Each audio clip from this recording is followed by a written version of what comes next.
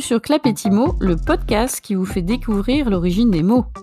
Une initiative recommandée par le concours francophone Les mots en or avec le soutien de la Fondation Voltaire.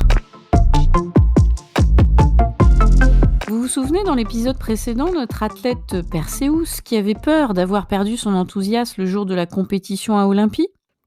Eh bien, figurez-vous qu'il l'a retrouvé. Mieux encore, il a gagné sa course. Oui, quel champion! Champion ? Champion, autrement dit, si on lui trouve des synonymes, nous pourrions dire vainqueur, gagnant ou, allez, on accepte, recordman.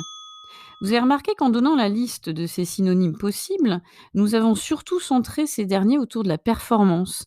Un champion, pour nous, aujourd'hui, c'est avant tout, dans notre esprit, un sportif qui se distingue par sa performance exceptionnelle, ses compétences hors du commun, aussi bien en sport individuel qu'en sport en équipe. Mais vous savez qu'à l'origine, ce nom n'était pas du tout réservé au domaine sportif ? Petit retour en arrière en effet. Champion viendrait du germanique campio, qui désignait littéralement un combattant dans un duel judiciaire. Campio était d'ailleurs dérivé de camp, champ de bataille, qu'utilisaient les mercenaires pour désigner l'espace du combat, d'où plus tard le nom de Kampf, repris par un sombre dictateur du XXe siècle pour définir son combat idéologique.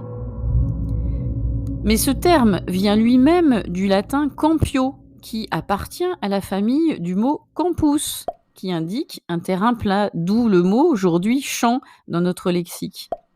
On résume, campus désignait le lieu de combat et campio désignait le combattant choisi pour combattre en champ clos.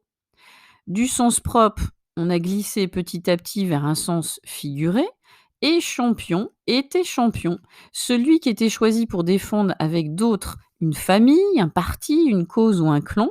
On parlait alors du champion, celui qui était le défenseur de la cause, et était champion, celui qui prenait l'apparence d'un combattant de grand mérite.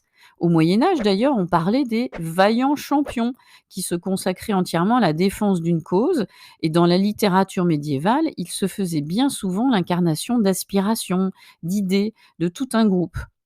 Sachez d'ailleurs qu'au XVIe siècle, on retrouve la déclinaison au féminin, championne.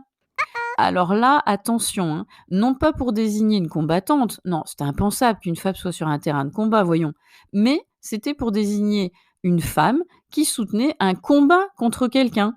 Étonnant, non ? Ho, ho, ho. Et en fait, ce n'est qu'au XIXe siècle, sous l'influence du mot anglais même « champion », que notre mot français finit par désigner celui qui remporte la première place lors d'une compétition sportive. D'ailleurs, retournons voir d'autres athlètes s'entraîner sous la direction du gymnaste pour devenir de véritables champions. Sous la direction du gymnaste ? Comment ça ? Ah, mais ça, vous comprendrez en écoutant le prochain épisode de Clapetimo.